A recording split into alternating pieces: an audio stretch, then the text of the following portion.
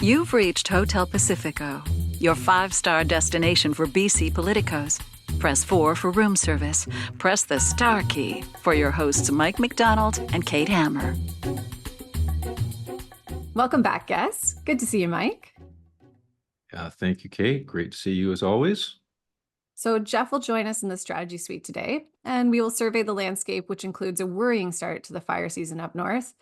We'll talk about ICBC, ACDC, and whether the government will get credit for turning a, quote, financial dumpster fire into a rock anthem justifier. Like what I did there? Nice. That's very well done. Thanks. I snuck that into the notes. And we'll do a bit of a look back on the last legislative session before the election. Today, our guest is a number cruncher, a nationally renowned number cruncher, Dan Arnold, Chief Strategy Officer at Polaris Strategic Insights. In 2014, he joined the Trudeau Liberals as their lead research strategist, overseeing the party's research in the lead up to the 2015 election. He moderated focus groups, led the nightly tracking, and used his seat projection model to map the path to government, and did it all again in 2019 and 2021. Following the 2015 election, Dan joined the Prime Minister's Office senior staff as Director of Research and Advertising. In that role, he led the Government of Canada's extensive quantitative and qualitative research program, digging into the issues facing virtually every sector in Canada. And Dan's going to share with us what he's seeing in the numbers today, what Canadians are concerned about, and what it means for federal and provincial politics. So welcome to Hotel Pacifico, Dan Arnold. Thanks for having me here. For us simpleton Easterners, this is the go-to source for those of us who like BC politics but can't absorb it on a daily basis.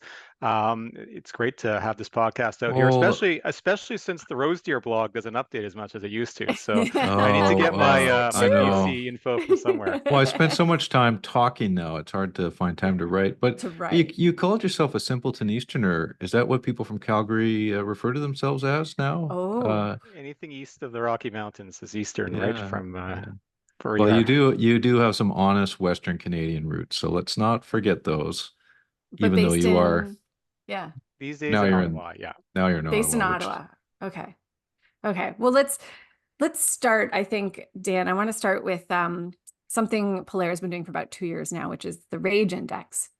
Is that right? You've been doing it about 2 years? Yeah. Can you tell me a little bit, like why measure rage?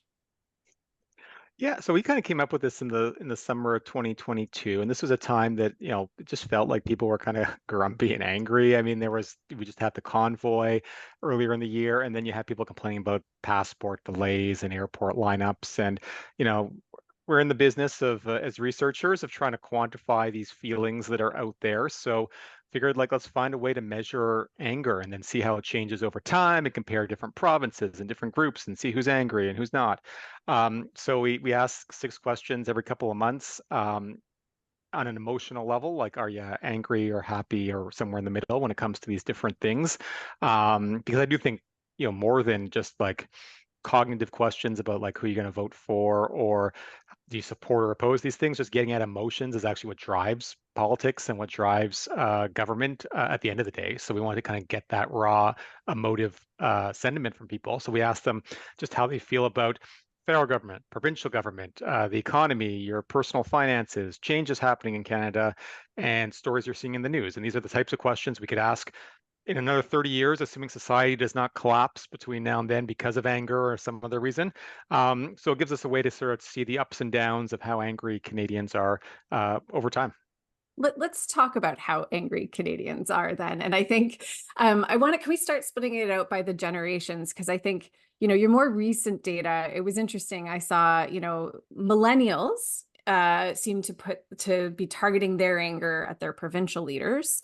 The boomers are angry at the news. And Gen X is sort of angry at a lot of things, including their own finances and the feds. Is that about right? And what do we know about why this anger is being directed differently? Yeah, and boomers are the ones who actually watch the news, so it makes sense that they'd be more angry about it. They're the ones actually paying attention to what's going on in the world out there. So I can kind of see why they would be more angry about that. Are they also maybe the ones who are more prone, though, to think that the news is not is fake news or just not honest, or maybe more of the kind of ire against the CBC? Actually, like we've done some other research on this, and older Canadians are the ones that actually trust the news media the most and trust traditional news media. It tends Mm. to be younger people who are less trusting of it, probably because again they're not watching their nightly newscast with their trusted anchor, Knowlton Nash or whoever up there, giving them the daily goods. So I think. Yeah, I think there's obviously a difference in where people are getting their information from, which is driving a lot of this. If you're on TikTok to get your news, you're getting a different exposure point in terms of what you're seeing. And that's why generally, the oldest Canadians are the ones who are the least angry. Maybe angry about the news, but they're less angry towards government. And they're also more And financially secure. and they're more Mhm. financially secure, which is the biggest difference right now, right? I mean, if you Yeah. look at, I think in Canadian politics, and this is definitely true in BC, but true everywhere else too, to some extent. The big cleavage I see right now is between people who have paid off their mortgage versus people who either have a mortgage or are renting and can't get into the housing market in the first place. Because if you had that kind of daily or monthly budget set and now you had to renew your mortgage at high interest rates, that is a huge shock to people's bottom line. And ultimately I do think that's where we see the big difference in all these questions around anger even towards government. The people who are dealing with just big housing expenses or frustration at the housing market are the ones that are by far the angriest towards all levels of government these days.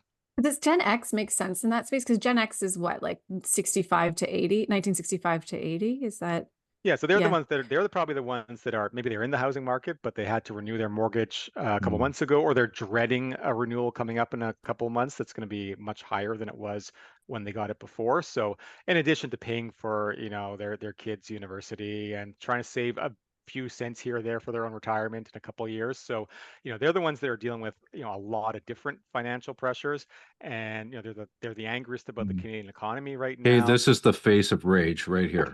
Right here. This is Yeah, so you Generation are. X. We should put your picture in the I chat Yeah. am, because what I would nothing His says like, rage state. like note Mike to the McDonald. Yeah. producers, please tint my face red with, I a little, think we steam can do coming out of my that. ears. Yeah. You can I I do, think think you listening just, to this podcast, you are just they, like a the rage constant rage monster. train. I Yeah, yeah. know. I they know. do dings now, but I think we could do rage. A rage Um, ding? Yeah. so Generation X, I mean, they're in the cross pressure, as you say, mortgages, renewing and everything like that, kids in university, all that, getting it on both ends, maybe aging parents as well, and taking care of that. So lots of pressure on them. But are you seeing that Generation X as a voter group that maybe is liberals going conservative? Has that been happening Yeah, more so than definitely. I other age think groups?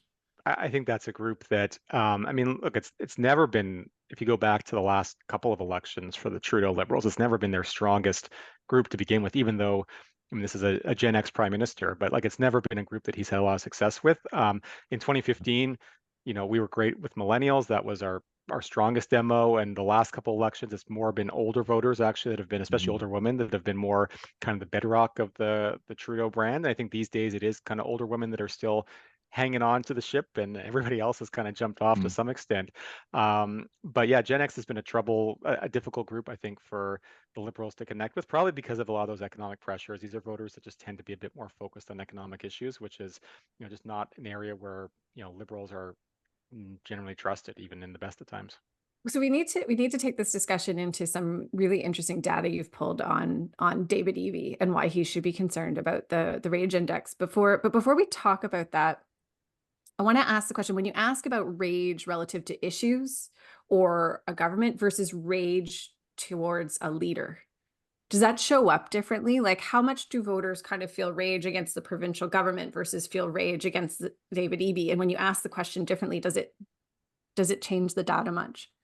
Yeah, and like on the stuff we put out every couple of months, we just word it the provincial government because again, we want to make sure this is sort of evergreen, depending on whoever's in power, and if there's a coup next week in whatever province, we can kind of track it over time. But I think most people probably draw the connection. It's certainly true that in other polling, EB's personal brand seems to be a bit stronger than just how you feel about right track, wrong track for the government, or how you feel about different issues in the province. So, it's certainly possible, even though we're seeing, as we'll see in a second, growing anger towards the provincial government. If EB's personal brand is holding up, then it doesn't mean he's necessarily going to lose the election, but it certainly has changed the battlefield that he's fighting it on. If you're dealing with a group of more frustrated locals that you're going to have to try to talk to. So, well, I was just going to mention, Kate, that this report, the Rage Index, is available on Polara's website, and people can go there and see the report and see the charts. And in that chart on BC, the provincial government, you will see that line kind of doing a kind of a hockey stick shape up, or 16 points, up 16 six. points since January for Now, EB. Yeah, and I the mean, caveat is that the sample's not huge, but it's still significant change. yeah, I think you talked about this in one of the other pods. Yeah. It's not a BC specific survey. I'm not saying that this is like the definitive roadmap of what's going on in the province, but it was pretty noticeable in the sense that we've been doing this about 10 waves now. In BC, the level of anger towards the provincial government has always been between 35 and 45%, and it kind of goes up and down over time. And then from January to April, we saw the 16-point jump. It's up to 54% who are angry. So that's 9 points higher than it's ever been on any other wave that we've done there. So I mean, that tells me something is going on. Right. There's something in the water. People are getting a little grumpier. It's not that British Columbians are now the angriest in the country. The level of anger is higher still in Ontario. Maybe that's just maybe just because first round of the NHL playoffs is usually an angry, frustrating time in Ontario, and this year was no different to that end. But you don't want to go polling in Edmonton next week. So just be Oh, careful on that. They could be very angry, very angry. Yeah, we'll see a jump see. in Alberta. Yeah, but ultimately, so it's not that BC is like suddenly EB is dealing with this worse than any other government is. It's just that change. He's been somebody who, for whatever reason, has seemed to escape this inevitable fate that has befallen pretty much every other government in the Western world the last couple of years, where people are frustrated with the economy. They're frustrated with this post-COVID world we're in right now, and they're looking for people to blame. And it kind of caught up to the federal government last summer. We saw, a big jump, obviously, in terms of how people were feeling in terms of anger towards them, and that's been borne in the poll numbers in the last year. A year ago, Trudeau and Poilievre were tied, and now they're not tied, to put it mildly. And then even in Quebec, the first year of the Rage Index, Quebec was always at the bottom of the list in terms of anger towards the provincial government. And then last summer and last fall, it suddenly shot right up there, and Legault's numbers are in the tank as well, too there. So it's kind of like Final Destination. Like eventually, I guess it catches up to you if you're in power at a time when there's this economic malaise out there. Eventually people are going to point the finger at you. Is there a specific pain point that you see in BC that stood out, or maybe it's the same as the national? What? Because you had a number of different metrics there, right? Yeah. So I mean, look, ultimately, I think BC is not that different from the rest of the country in terms of how people are feeling about their economic situation, housing, cost of living. I mean, BC was upset about these things before. It was cool to be upset about the housing market. Now it's impacting everything and everywhere in Canada to some extent. But those have obviously been long simmering pressure points in BC. We did some other polling. We have another kind of monthly poll we do that just tracks how concerned people are about different issues and how you're feeling about the economy overall. And I rolled up the last 4 months of data together to get a good BC sample, so we could actually give your listeners some hot off the presses exclusive polling data here. Hold it. Hold on, Dan. We need something for that. This is our sound poll effect of the day. Poll of the day. Poll of the day. We don't have a sound effect for that. Okay. Insert music. Insert something. Perfect. There we go. Okay. Done. All right. Yeah. So rolling up the last 4 months of data, asking British Columbians, how concerned are you? We have about 25 different things we test, everything from reconciliation to climate change to gun violence, etc. But the things at the top of the list in BC that have the most British Columbians very concerned, right now are very much economic in nature. I mean, healthcare is on the list at number 3 with 57% very concerned. But topping the list, cost of housing, not surprisingly, 2/3 of British Columbians very concerned about the cost of housing, higher than the national average.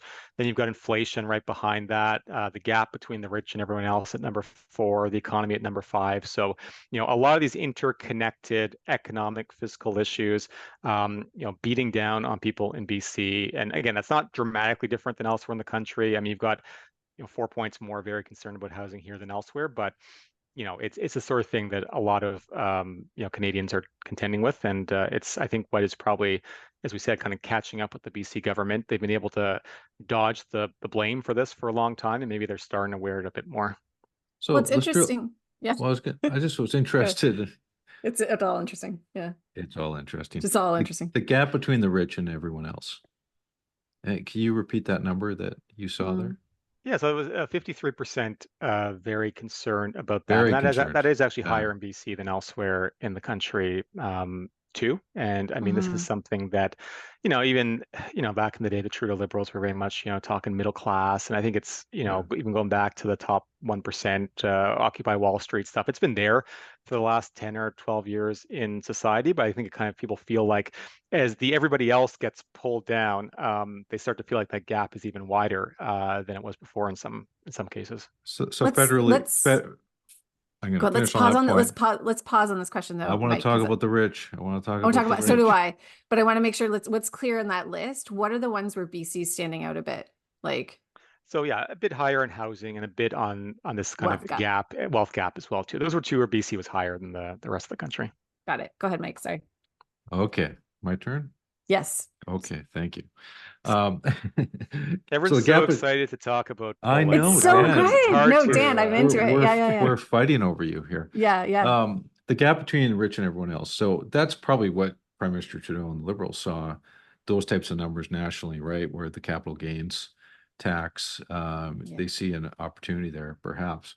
And I also see, like, is this where the Conservatives provincially and federally are seen as well? Like, they've got to ensure they're on the side of the alienated as well as the people that feel comfortable. I don't know, I'm just conjecturing that, because I mean it's a big piece of the population that are concerned about that gap.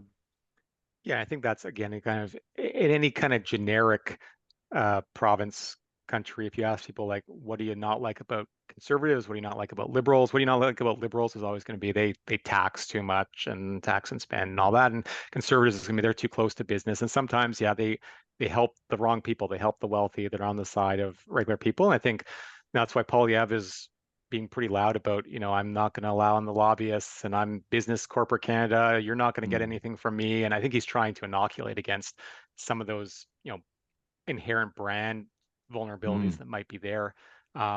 And as you said, I think the Liberals, yeah, when they talk about, they brought in a yacht tax a couple of years ago. They did, obviously, the tax on capital gains recently. I mean, this is something that they haven't been shy about trying to play up. And in 2015, when I was doing the polling, the most popular thing in our platform was not cutting taxes for the middle class. It was increasing taxes on the top 1%.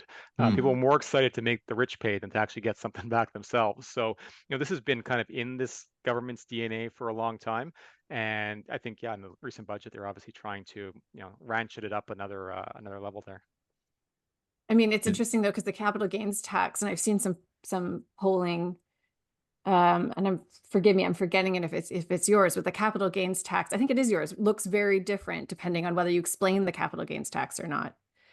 Is that right? We put that on the same rage index. We ask people, it's kind of follow-up questions. Are you happy or angry about different things in the budget? And yeah, most of the items in the budget, yeah, like, people are happy about. But yeah, capital gains was more controversial, and you have more people negative than positive if you just say increasing the capital gains tax, because, like, who knows what a capital gain is, right? So, like, maybe there's a risk that's going to impact me somehow, and then it just sounds like, as we talked about, that brand of Liberals increasing taxes that people don't like.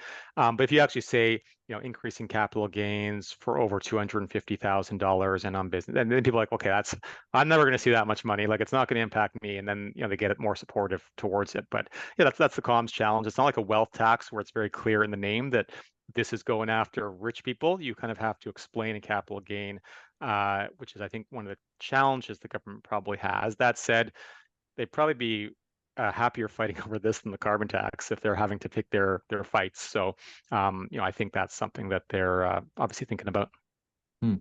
Just on the class dynamic here, certainly during the Gordon Campbell years out here in BC, it was a pretty clear battle line between the NDP and the BC Liberals over class. And if you looked at the ridings that had the higher average incomes, they almost all went BC Liberal. And if you looked at the ridings at the average lower incomes, they almost all went NDP. It was a pretty almost very accurate predictor of which way a riding would go. I don't feel that's this. I feel it's much blurrier now. I feel like it's it's maybe echoes of the U.S. as well, where we're veering into different values impacting people's vote now. But certainly, affluent ridings in Vancouver are more likely than before to vote NDP, and maybe lower income ridings in the interior are more likely to vote not NDP this time. So do you see that playing out nationally as well? Yeah, I mean, there's certainly been a bit of a shift on urban rural in the last couple of years. It's always been there in Canadian politics, but I think that's Mm, accentuated to some extent. And in the US, I mean, this is something where we've seen education kind of become the key predictor there, which is why all the polls kind of flubbed the 2016 election because they weren't actually controlling for education when they were mm, setting up their quotas there. But you go back 20 years, 30 years. I mean, when Bill Clinton was running, Democrats did pretty well with people who didn't have university degrees. And these days now, mm. it's really cleavaging along those kind of class lines. A lot more in education lines. So yeah, I think that's something that wouldn't surprise. I haven't looked at it, BC crosstabs as in depth as yourself and others would have, but whenever Yeah. we've done polling here, you do see those same types of cleavages, I think, growing in recent years that we're seeing elsewhere. What do you think's more? What do you think's a bigger differentiator, education or income? Usually, education seems to be more so than income, and Yeah. part of that is just $100,000 in Vancouver is very different than Yeah. $100,000 in Prince It's George or George whatever. But Smithers, yeah. it's so that's why it's often sometimes difficult to compare. But even if Yeah. you look Right. within, or somebody who's retired or just younger and their income hasn't hit the same level yet, but they're kind of the same mind frame. So I've generally Mm, found income is a better predictor of how someone's going to vote um, than education better predictor than income, generally speaking. mm. Do you see any evidence, and I ask this on a national level, because right now in BC, we're definitely seeing more salience of federal politics to provincial politics than we've ever seen before. Is this something that's just shifting in BC, or is this something that's happening across the country where the two exist less as solitudes than they have historically? Yeah, I mean, I think BC's always kind of been a little bit disconnected from that just because of the way the party The brands Rockies? and Oh, well, yeah. I guess to some extent, yeah, physically more disconnected. And it is actually true. Like we do a lot of polling actually at Blair on Western alienation as well too. We do a product every couple of months on Western identity, and you ask kind of how you feel about the federal government in Ottawa, and if you ask people in Saskatchewan and Alberta, the word cloud is going to be stuff like they're against us, they hate us, they're actively out to get us. Whereas in British Columbia, it's more we're distant, we're ignored, we're overlooked, right? So there is a bit of a physical distance that becomes a bit of a psychological mental distance as well too, which I think is challenging for any government probably to deal with, and leads to a bit more of a disconnection there with the federal government. Trudeau has, one of the reasons I think he's been successful in BC over the years relative to past Liberal leaders is probably because he at least has some history in BC in the sense that most people know, at least older people know, that he lived here. He taught in BC. He's been, his family's from here. So His mother. Yeah. yeah, so I think he's had more of that connection, which I think gave people a bit more of a comfort level with him in 2015 than they would have had with another Liberal leader who represented a Quebec riding and was seen as being distant. I think that kind of helped make him seem like he's somebody who understands the province a bit more. Mhm. But it's interesting because we're in this moment, and I was thinking about this earlier today, like, we talk a lot about the failure of the rebranding for the BC Liberals as BC United. But I was looking at it and thinking, like, given how much it looks as though the Trudeau Liberals will struggle. Well, they're not polling well in BC right now. And if that brand, if we're seeing a boost to the provincial Conservatives based on this political moment in Poilievre's success, it sort of spells out that keeping the BC Liberal brand may not have conferred any advantage, and we may be over-indexing on how much we blame the failure of the brand BC United. I don't know if that tracks Well, with what. Yeah, go I have an ahead. opinion on that. Oh, do you? No, shocker. Do you think it would have been the same? Like, do you think we'd be in the same spot, or do you think it'd be really different? Well, no, I believe if they hadn't changed it, they wouldn't have. You can go on Wikipedia and look at BC election 2024, and you see a graph of all the public polls over the last year, and exactly where the rebrand happens, That's BC when United tanks and the Conservatives go up. So they could have avoided that phenomena of sudden change and voter confusion in the polling, but it would have been a major irritant had they not changed the name of the party. And that's all anyone on the right would be talking about within the party. Right, right. So I don't think it would have given the Conservatives that huge instant opportunity that the rebrand gave them. Yeah. But it would have been a slow burn, and in my opinion, and it would still be a huge problem, and there would still be a reckoning to be had on it. So anyways, Interesting. I don't know what you think, Dan, but that's my opinion. Yeah, I mean, I agree with you on that front. I do think the BC Conservatives seem to be riding a bit of the federal Conservative brand. Like that seems to be Yeah, something big time. that is Yeah, that's totally. translating. And Yeah. Poilievre has been, to varying degrees, saying the same messages, right? And there's a lot of synergy there, I think, between what they're saying and the federal Conservatives are playing. So I think that is certainly helping them right now at this stage. Yeah. So switching gears, Dan, yeah, you've been a in-campaign pollster, as Kate mentioned earlier in your bio, 2015, 2019, 2021. You're in the cockpit of the campaign, getting those numbers fresh out of the field before anyone sees them, and then having to analyze that and provide that to the campaign leadership for them to make their decisions. And I'm interested, I think a lot of people in our audience would like to hear more about how that role works and like what was top of mind for you every day that you had to deliver for the campaign in such an intense period, 35 days. Yeah, well, I mean, in 2015, it was like, like 80 days, 90 Oh, it was days, 78 Steve. So, days. Yeah, that's yeah, right. it was a Yeah. Not always a- 35 days. man. I forgot about that. luckily, Yeah. I was younger back then. I could handle the late night tracking better than I probably could today on a long campaign like that. Because it is all Yeah. physically demanding in the sense that, I'd be getting up at 2 in the morning or 3 in the morning to Yeah. basically look at the overnights. We'd have to wait till those BC phone calls finish at, Yeah. 9 p.m. local time. So they're coming in at midnight, kind of Eastern time. Pacific time. And then, you're looking at the overnight data, getting a memo ready that can get to the campaign team by the time their morning meetings happen, which are, Yeah. at 5 a.m. The next morning, 6 a.m. So it is that kind of very rapid, action, and then you're trying to update for the questionnaire that night, like based on what happened the previous night, can we add Yeah. questions? Should we try to like figure out why people are pissed off about this? Dig a bit deeper. At the same time, you're obviously like everybody else, absorbing all the media polls and looking at focus group tapes and just trying to get a sense of what's going on in the campaign. And through all of that's coming in, then making sure the right people see that date. And I think to the credit of like Katie Telford and Jerry Butts and the Trudeau team, they've always been very of the view that like, polling is not some, secret scroll that only 3 people should look at, which is sometimes the case on campaigns. You've got a few people who are feel like they've got the right to look at polling and they don't want to share it to anybody else in the campaign. They've always been very open about, making sure that the right people, the comms people know what's happening, that they can see, what we need to be talking to and why and what audiences we should be dealing with, that the policy people know what's working and what isn't working, even that the issues people or the opposition research folks are poking in the right corners to try to expose the right vulnerabilities in the opposition. So, a lot of that was then putting together,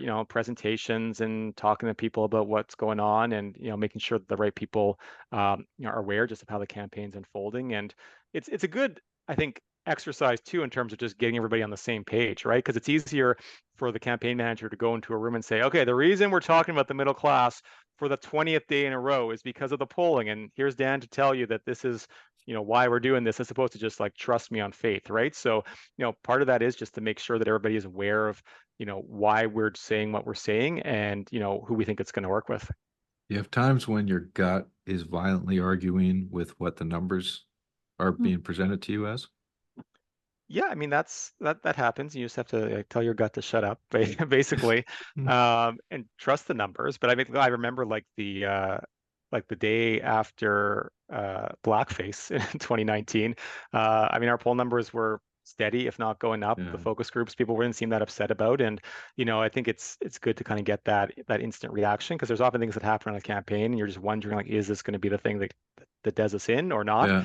Yeah. And you need to get that kind of instant reaction from how people out there are feeling. Yeah. How is that Interesting. how is that changing too? Like what's shifting about public opinion research, both in because of how we collect it, but how we interpret it? Yeah, so I mean, to some extent, and I like when I first got started working at Polare many years ago, I was working with Michael Marzolini, who did polling for Jean Chrétien back in the day, and the way that polling happened back then, with kind of you do your phone calls and overnight memo, like is not dramatically different from what's going on these days. Obviously there are logistical challenges in terms of reaching people. That's a bit harder now than it was many years ago to get people. So that's why you have to experiment with different, methodologies and do some phone and online and cell phones, and you're kind of mixing things together a little bit to that extent. But I think the principle of just trying to understand what the real people outside of the campaign bubble are, how they're experiencing the campaign, and getting that information to people on the campaign hasn't changed too much. I have tried to do a lot more of online research in the last couple of years, because it's just maybe not as precise when it comes to like pinpointing the vote numbers, but you can test video, you can test images, you can see how people react to that, which is honestly more how they absorb campaigns, as they see a commercial or they see a picture of the leader and don't actually read the article. So you want to make sure you've got the right visuals out there. So I mean, we did a lot of testing of show Justin Trudeau in different situations and see how people react to different images, see how they react to different videos. And I think that again kind of gets more to that emotional reaction that voters have, as opposed to just asking them, like, do you approve or disapprove of how this guy's doing? Well, is there a shift too? And I wonder, like, it's some of what makes me think of what might bring Polare to look at something like a rage index, because historically, and I'll say too, like, if people are consuming their news differently, they're more likely to get a sound bite or a news article, not a TV clip about the announcement of the day and the policy the government is putting forward. And now there's a lot more opinion that's just built on social media.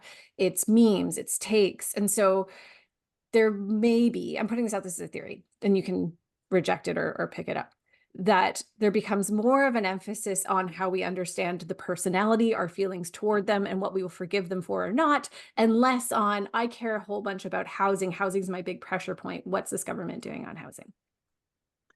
Yeah, I think that's true. I don't know if that's changed, or that's just, I think to some extent that's always been true, is that people probably care more about what a policy says about a leader than the policy itself. It says, like, this person shares my values, or this person is thinking about my people like me, my generation, people in my life situation, or that they are going to bring about change because of this, and they just want change. They don't really know what that means, but if you have policies that show change, that's a way to kind of prove it. So, yeah, I think policy is probably usually more the thing that is changing how you feel about the person than just people doing a scorecard and saying, okay, this change is going to be an extra +1 for this party, and this is an extra +2 for this party, and then kind of scoring the platforms. You sit down in a focus group, and that's what everyone says they're doing. They say, oh yes, I'm going to research all the platforms and read them all, and then I'm going to make my decision who I vote for. But then you Yeah, I start want to asking meet them, that person, that one person in Canada who does like that. 3 days before the election, they're still saying this, right? But yeah, you sure, buddy, you're Yeah, going to read all the platforms. yeah. But I think, at the same time, after they say that, they can sure give you how they feel about the leaders based on the vibe they're getting, based on kind of what they've heard in passing here or there. And I think it's, voters pick up snippets, and they pick up visuals, and they pick up little kind of word of mouth, what other people are saying about leaders, and it gives them a sense of who the person is. And if they feel like this is a person that, is going to get what they want out of the election, be it somebody who understands me or change or whatever, that's usually enough for them. Just you mentioned platforms, and I think the Chrétien Red Book in I guess it was '93 kind of I think sparked a stampede over the years of parties bringing out the big platform and having the big reveal. And I know in BC we had the New Era platform for Gordon Campbell in 2001. There's been lots of other examples over the years. Do you think now these days the platforms are really that important? Do you need the big comprehensive, here's our list of 100 promises, or is it people just give me the high level. I mean, look, I think the red book was probably useful as a prop more than actually the substance of it, right? Because it let Yeah. Chrétien say, I have a plan, I have a I have the plan. people, I have the so just showing like, oh, I've got a plan. Okay, I guess this guy's got a plan. So good for me. I know people actually read the red book. Yeah. And I think it's probably similar today. Like even in the last federal campaign, I think it was useful for O'Toole to get out early in the campaign with his full platform. Again, not because it was what people were looking for was a detailed list, but it kind of like let people know this guy's got a plan, and this guy's serious, and there's no hidden agenda here. And I think that's probably the bigger purpose of platforms in most cases, is just to kind of give voters a bit of comfort that the people know what they're going to do when they get in power, as opposed to actually caring about every item in there.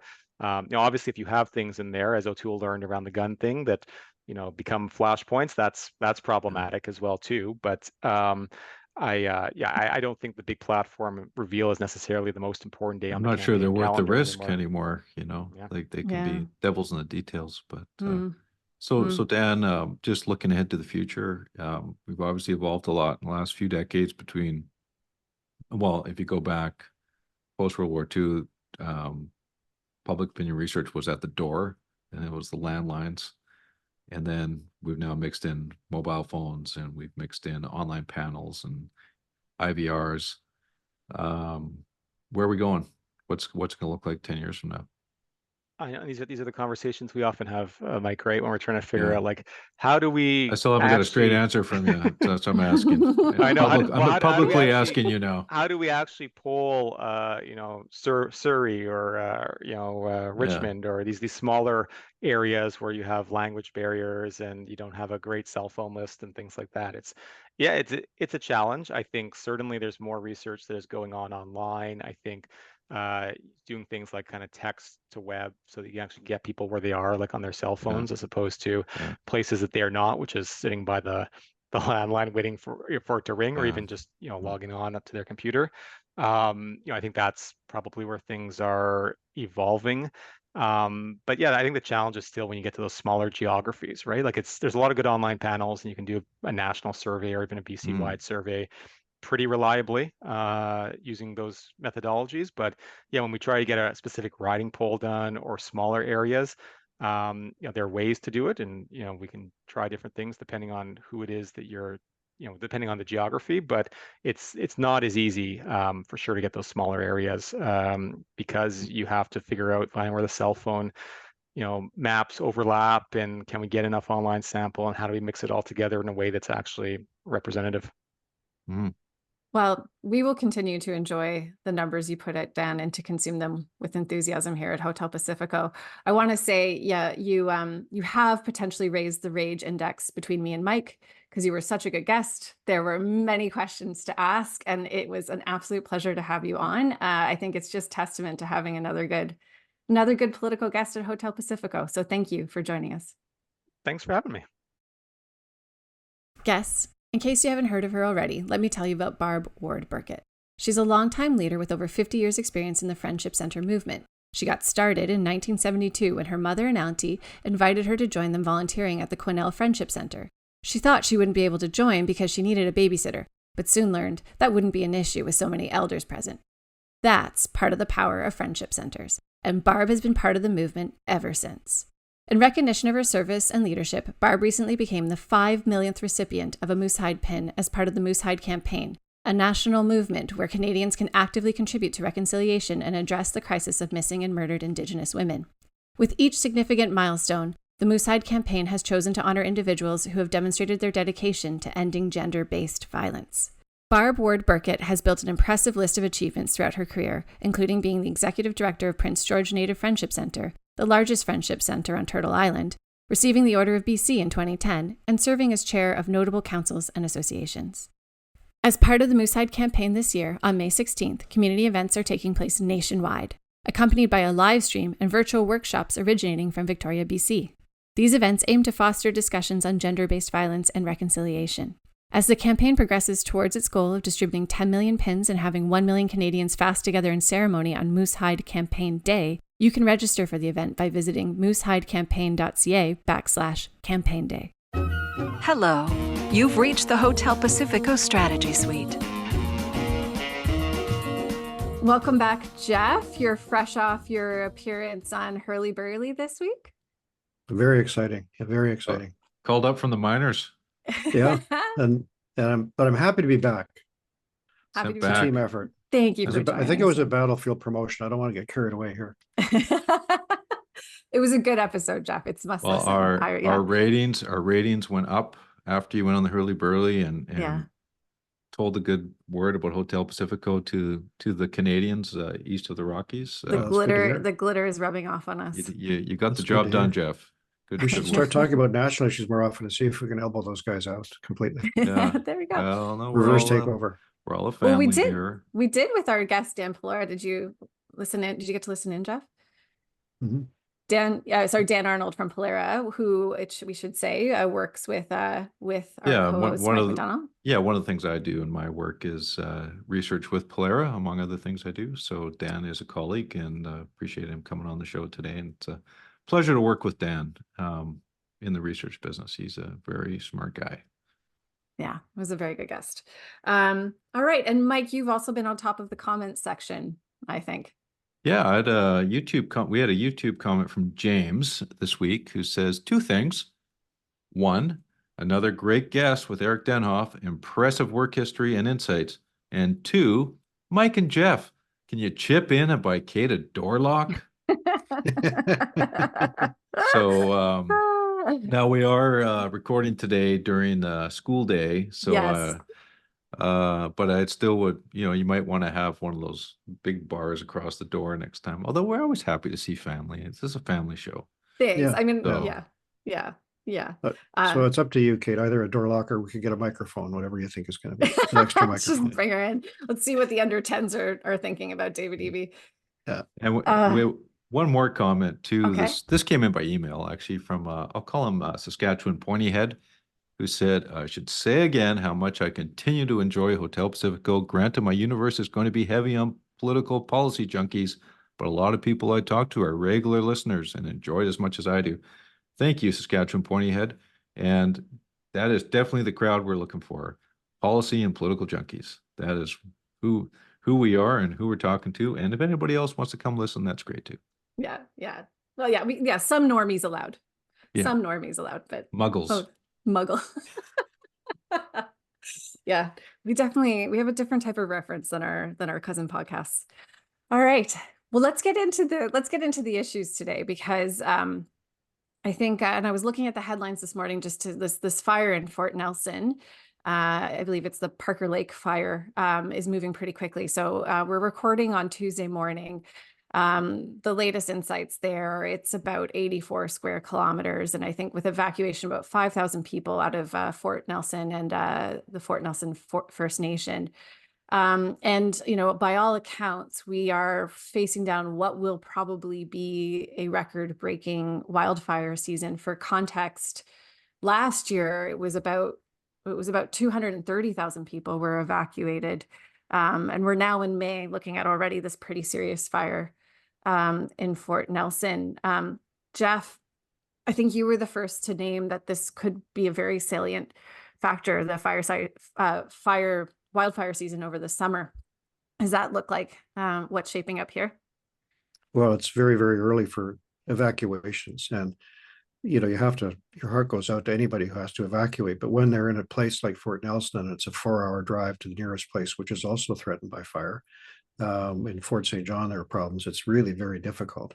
And so, especially when from a political perspective, especially when you add in playoff hockey, it does suppress politics, but they don't go away. They just are there burbling beneath the surface. And my concern as the fire seasons become more and more acute, and we see our BC author, John Villant, is now in line for a Pulitzer Prize for his book about the Fort McMurray fire. The book he did is just fabulous for anyone who hasn't read it.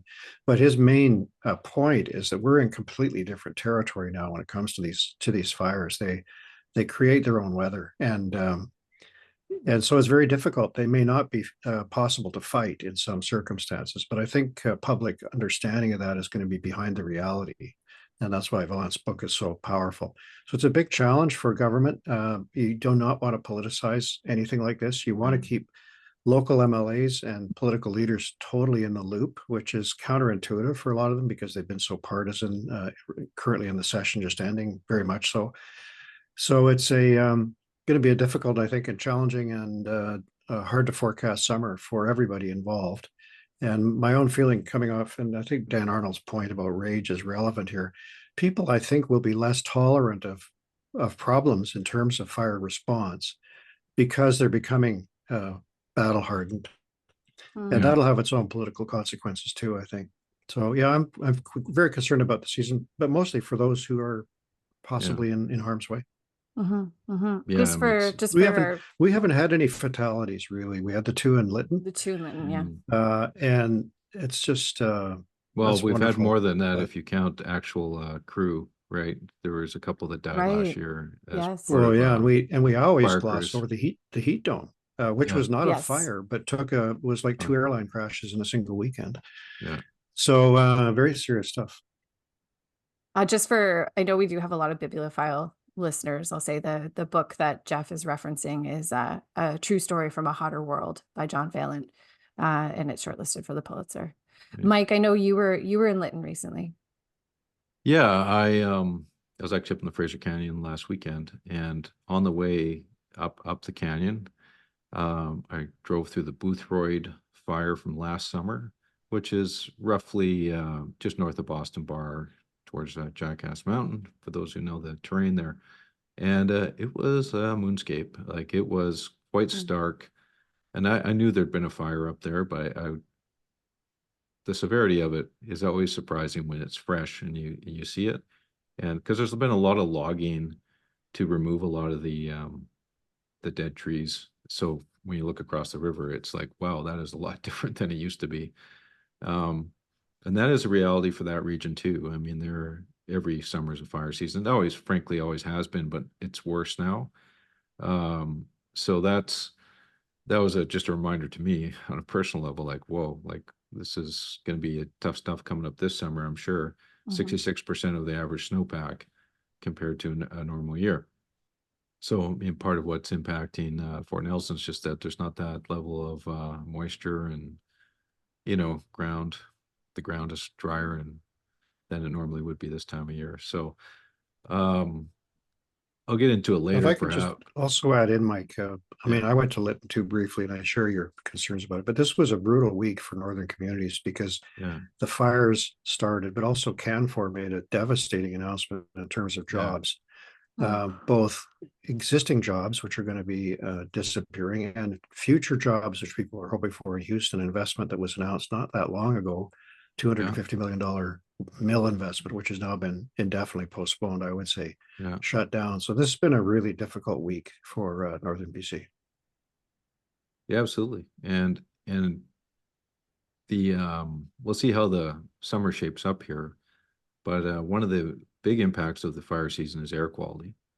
And it's seriously impacting livability up in parts of the interior. I was in Kamloops last year in early August, and it was bad, right? And that's reality for Penticton and Kelowna and other places at certain times in the cycle. So I can with see enormous economic ramifications too. Yeah, I mean, I know people who've reconsidered relocating because of their concerns over what quality of life is going to be. So all these things will have a psychological impact. I'm not not forecasting any political implications because of it. It's just society and life and things we have to deal with, that government will have to deal with. We all have to deal with. So. Well, I'm sure we'll be talking more about this. I think we'll move now to a category I think the government will be looking to see as sort of a hopeful thread recently, which was the Premier David Eby standing with Mike Farnworth to announce the ICBC rebates. Everyone's getting $110, and the soundtrack, AC/DC's Back in Black. Mike, you an AC/DC fan? Yeah, I like AC/DC, and I'm not sure it's been properly applied in this instance. I'm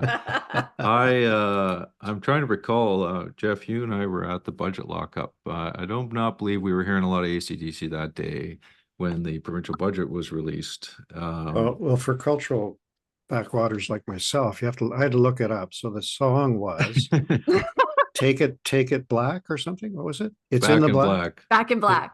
Back in Back, black. Back So in black. It's a- actually a- like a yeah. very noisy reference to the fact that ICBC is in great fiscal shape and can share this largesse. But I would agree Wow. with Mike that I didn't hear that playing on the elevator when we went up to the budget lockup. No, Okay. no. In fact, I'll ask our listeners to please provide their ideas for one that may include red in the song title.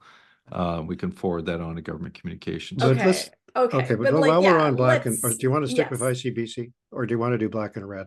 I think there's two questions here that are interesting. One is,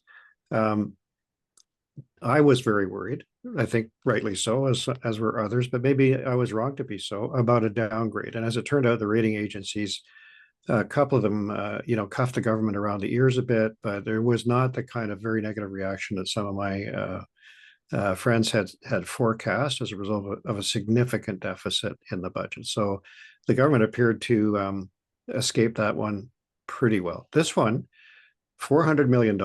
It only goes to people who own cars and pay auto insurance. It's not income tested. And I thought it went by, and I'm trying to take into account fire season and the hockey and so forth, but it went by in the blink of an eye. So that's an expensive announcement, but I think it's good inoculation against what will be a long carbon tax argument coming up in the next period of time. I suppose, but it's just crappy public policy, which you can blame all governments of all stripe for doing the same thing. I mean, Yeah, I crappy, know. crappy for the rebate. Yeah. Well, it's deplorable, but we've all done it. I denounce myself. Yeah. You're borrowing 8 billion over here, you're giving money back over here, it's whatever. So Okay. Well, and so let's move this to a bit of like where the government's gonna get credit and where they're not. And I want to introduce a game of legislative session Roses and Thorns. I don't know if you're familiar with this game, Mike and Jeff, Roses and Thorns. No, please okay. explain.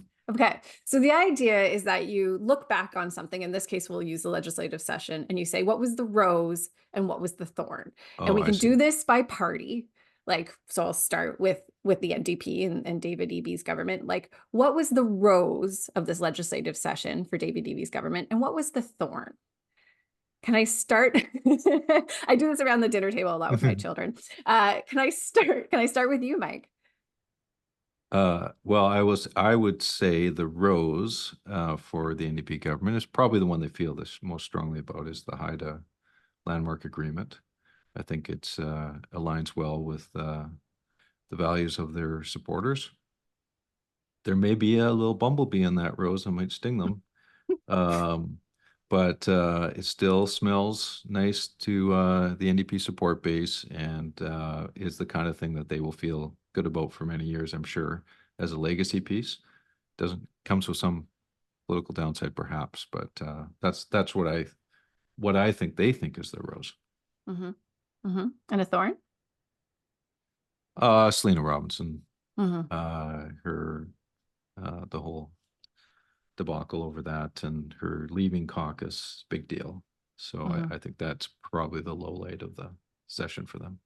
Jeff, agree, disagree? Different roses, different No, thorns? I agree with both of those. I think that's right. I mean, the Haida one, I know we're supposed to fight, Mike, but I can't on this one. I think the Haida. I violently agree with you, Jeff. Sorry.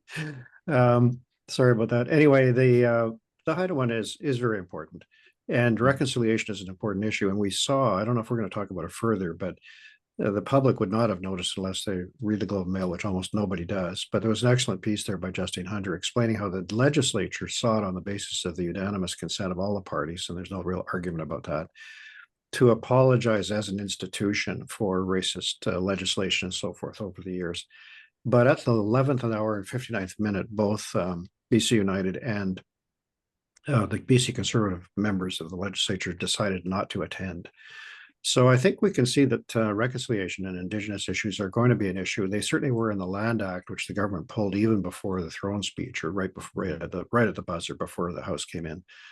And so they will be contested, but we'll see how they play out. I agree also on Selena Robinson, although I think the decriminalization process was a nightmare. And so certainly in terms of internal political management and difficulties, the Selena Robinson issue was very tough and it hasn't really gone away. She's now finished though her political career because she was not going to run again anyway. So it may fade a bit. Decriminalization remains problematic because the government decided not to cancel the pilot program altogether and go back to the way it was, but to have decriminalization with strong regulation on public use of drugs. So I think that we may hear from the opposition in the months ahead that we still have decriminalization, and it'll be a harder argument to make that that's not the case. So funny, I agreed with both of you, and I wrote these down ahead of time just to keep myself honest. I agreed with you, both of you, on the thorn. I had Selena Robinson / decriminalization. Some of my opinion on decriminalization would be, I think it's also something of sort of the issues they've faced. They really stumbled, I think, in how they handled the shift on decriminalization. I think there probably was a different tone that could have been struck by the premier in that piece. But actually on Rose, I had a completely different take. And some of it, I think, was me looking at Dan Arnold's data and Polera Insights data and sort of thinking back to what was going on in January for David Eby, that he might have been facing a little less rage. So you couple it with the fact that housing is such an important issue for BC voters. I think, back in January, the Eby government was kind of kicking ass and taking numbers on this file and really, having the feds copy them on Airbnb and, making good movements with the transit-oriented density legislation. I think they had some really good hits on housing early on, which is a hard file to have wins on. So that was my rose and my I was going to add a thorn, if I may. More thorns. A thorn in the premier's paw. Yeah. Is the Land Act was also a significant one during the spring. One. So good one. Well, that one, Mike, also, I think if you dig deeper into the CAN4 piece, and this is a cautionary tale, I certainly have been guilty of underestimating rage in the business sector. But I learned the hard way to stop doing that. It may seem to me, for example, in the CAN4 case, that they made a market-based decision. But I think in reality, forest companies, especially ones that have been 85 years in the province and actually, I think, do have a deep concern for their communities and so on, make longer range decisions than the current price point. The CAN4 decision probably, they certainly were more political in their statements at the time, this was just last week, than I would have thought they might have been in the past. So they blame the general climate, and I'm trying to think in my own mind what that means, and I think it means Bill 12, which was the bill that tried to bring in the social media companies and force them to bend the knee and start to behave differently in the province of BC. That bill was introduced and has now been just put on the back burner. It never went past first reading, and they have a table with social media companies. But the indignation in the business community about it was very broad and quite deep. And it's dangerous to underestimate that, even if you think it's completely overwrought. Same with the Land Act. In my view, at some point, the province will have to do something like the Land Act. That's just going to have to happen. But people, and this was a grassroots question for a lot of people, really, really were upset and confused by it. So those two bills were important to the government, I think, and neither of them got across the finish line. It's not, especially for resource companies, it's not getting easier to operate. And so there's just an accumulation of stuff there. And CAN4 is, controlled by Jimmy Pattison, and we're talking about BC ownership as well. So to your point, two directors have been on this show, James Moore and Glenn Clark. Yeah, and I believe Diane Watts is also on there too. So anyways, more to come, I'm sure, on that one. Well, and now we need a bouquet for Kevin Falcon at BC United. So Geoff, I'll start with you this time. A rose and a thorn for BC United. Well, this is a very obscure reference, but there was a great Canadian heavyweight boxer one time named George Chuvalo, who even went into the ring against Muhammad Ali. the bumblebee there. He never fell down. No one was sure if he was still receiving signals and able to send, but he didn't fall down. And I think Kevin Falcon's kind of in that category. Like he's back as to the wall, and he's not without resources. I made this argument before, but I believe it to be true. I think we're getting into a period now where the battle-hardened campaign teams, the people with incumbents, the ones that have been through elections before, are going to find themselves maybe in a stronger position than a group like the BC Conservatives, who are assembling a campaign team on the fly, meeting each other for the first time, finding out everybody's cell phone number, and not as much money. So, I never thought we could underestimate Kevin Falcon, and I think that remains the case. And I'm not just talking him up to avoid. I think we're now in the stage where the polling will cease to be as important as some of the other infrastructure that a political party has, and maybe it's all vaporized and gone to the Conservatives. I'm skeptical. And do you have a thorn for him? Well, yeah, he has right? lost. I think he struggles to connect with people.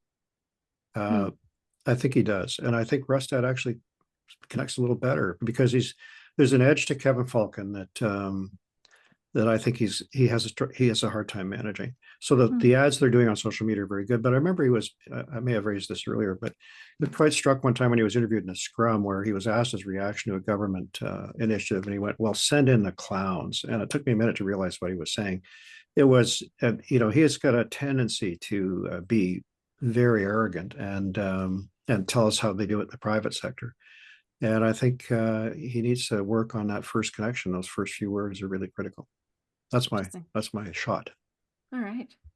Mike, rose and a thorn for Kevin Well, I think Falcon. on the rose for Kevin Falcon and the BC United caucus is they've had a pretty effective session. They've struck a lot of blows. I also know they're pretty productive on other aspects of the work there. There's a lot of private member bills that are being put forward by the opposition too. So there's work going on, and they're driving the news cycle more than probably people expected. And, they get the reward out of that in terms of getting some attention. But obviously the thorn is just the Bulls, and it's the rebrand, and it's they're standing relative to BC Conservatives. There's just no getting around that. So that's the challenge that lies ahead for them. Yeah. I thought when I don't know who went first, but it became clear one group was not going to show up for the legislature apology, even though they said they would. And the other group immediately said they wouldn't either. I don't know who came first, but I think the two right side organizations are going to have to figure out how to contrast themselves from each other. And I don't think they figured that out yet. I do feel like sometimes the BC United group is just rushing to be the same as the Conservatives, or to be similar. And well, and how long that will work. Yeah. It's exceedingly complicated by the fact of how much, this moment in time, we have such a salient presence of Polyev in the politics. So like how you work among, it's kind of a threesome with one really large partner in it. Hard to find your space there. So yeah, I had polls and infrastructure, polls being the thorn and the robust infrastructure of BC United being the rose for Kevin Falcon. So anyway, thanks for running with my game. Let's go grab a drink. The recent federal budget had an important item that may have longer-term impact than the news has reported so far: a $5 billion investment in an Indigenous loan guarantee program. This announcement builds upon the $1 billion First Nations equity financing framework already announced by the province of BC. Our sponsor, Fortis BC, supports the government investments in these frameworks, and along with other Fortis utilities across Canada, has its own track record of working closely with First Nations. Take the Mount Hayes LNG facility near Ladysmith, where I used to live. More than a decade ago, Fortis BC entered into an equity partnership with the Chemainus First Nation and the Cowichan tribes. Each nation invested capital in the project, which has resulted in jobs and economic opportunities in their communities. Then there's Canada's largest First Nations grid construction project by Watay Kiniap Power, which will electrify Indigenous communities in Northern Ontario. Wate is majority owned by 24 First Nations in partnership with Fortis Inc. and other investors. The project, to build and operate an 1,800-kilometer line that will ultimately connect 17 remote First Nations, is now 99% complete. In addition to coming off diesel generators as a source of power, this historic project will support a prosperous socioeconomic future for the communities. Both these initiatives are meaningful, big steps forward that we believe will allow Indigenous communities to share in the benefits of energy projects in their territories on their own terms. Fortis BC will continue to build strong, authentic relationships with Indigenous people. Fortis BC, energy for a better BC and a better podcast. Let's raise a glass or take a shot. Time to raid the minibar. I'm going to raise a glass to the mayor of Fort Nelson, because I've seen him a couple of times in the news, and I really think he's doing a great job. Like, he jumped out of the screen at me because it was very solid comments he was making, and I just thought, if I was in Fort Nelson, I would think we're probably getting good leadership here. So my best to him and everybody up in Fort Nelson who is trying to manage that terrible situation. Thanks. Mike? As I mentioned earlier, I was on the road last weekend up in the Fraser Canyon, which is a place that's very special to me. And incidentally, I was traveling along with my friend, author Daniel Marshall, whose book Untold Tales of Old British Columbia is on the bestseller list across Canada right now. So good for him. And he Available was on the ferry. I saw it yesterday. That's right. And I was happy to attend events at the oldest church in BC at Yale, and a potluck at Lytton with Dan, and he sold scads of books, and everyone had a great time. Anyways, I'll raise a glass. Well, first of all, I'll take a shot, because I was in Lytton. I walked around Lytton and talked to a number of citizens up there, and property owners who wish to build a basement, because they're now get to the point where there are houses under construction now. If they want a basement, and they're depending on the archaeological assessments of their lot, they have to pay for an archaeological monitor to attend construction of their house, and it's not insured. And that can be tens of thousands of dollars added to the price of a house for someone who has been waiting for 3 years to rebuild. And it's just, if this is a provincial mandate, to protect the archaeological values, then there ought to be support for homeowners who have to go through that, especially ones their community was devastated by a wildfire. So I think that's an unfair cost that's transferred on to the private property owner that wasn't there before the fire. If you rebuilt a house before the fire, you would not have had to have had an archaeological monitor, but now you do. So I just think that's not good. It's not a comment on our archaeology. It's just, I think it's who pays the bill is the issue there. And so some homeowners have decided to not build a basement, or just building on a concrete slab, and no archaeological assessment needed. So go figure how that works. I can't figure it out. So that's my shot on the system that's in play up there. And I think it's just an example of the red tape that people who are struggling to rebuild their lives have to go through.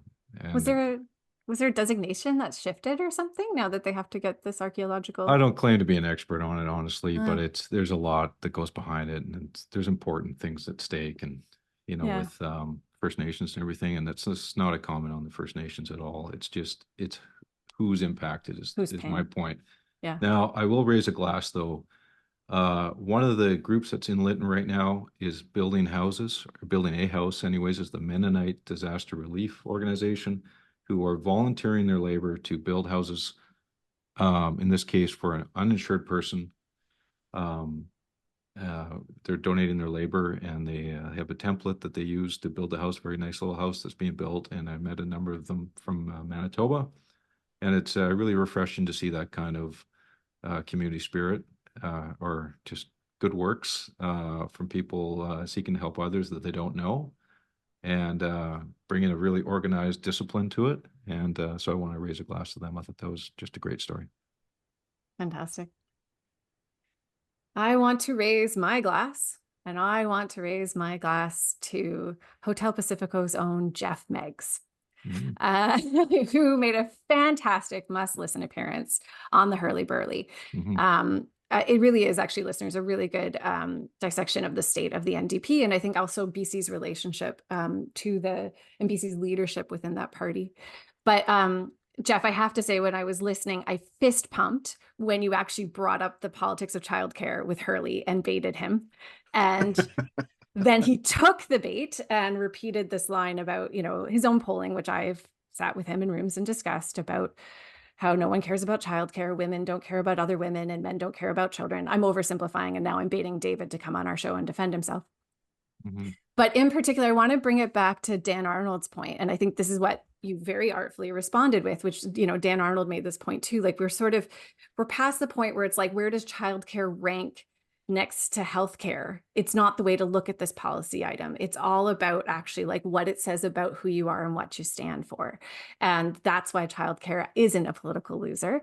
God bless you, Geoff. It was a great episode, and I really enjoyed that part in particular. In addition to the comment about the wings on the flies, that metaphor was mwah.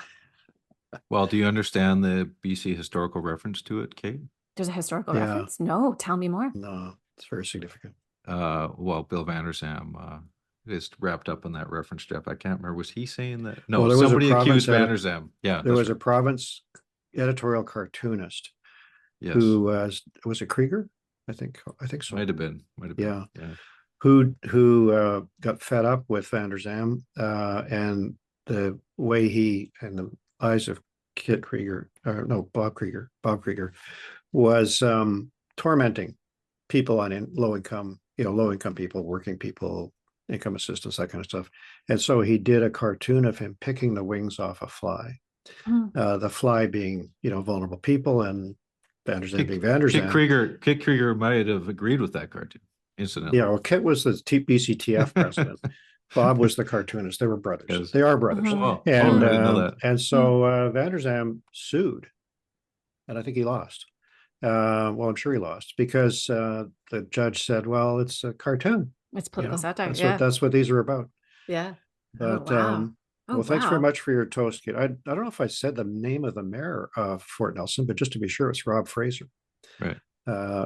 Who's doing an excellent job without having any media training, and maybe that's the secret. I don't think we should let that get around, but doing a great job. Well, just back to you, Geoff. I am concerned you're getting a little overexposed, and with all this national media attention, your blog, boy, oh boy, it's Meggs all day long. So we didn't discuss organized crime. Oh, we need to come back to that. Anyway, Well, it'll still be there next time. exactly. We drop weekly. We'll have to come back to it. And, I want to thank our guest, Dan Arnold. Today was another great episode. Thank you, Geoff and Mike, for joining us. And I want to thank our presenting sponsor, TELUS, and Fortis BC. We will see you next week, folks. BC, you can never leave. Check out time at Hotel Pacifico. We hope you enjoyed your stay.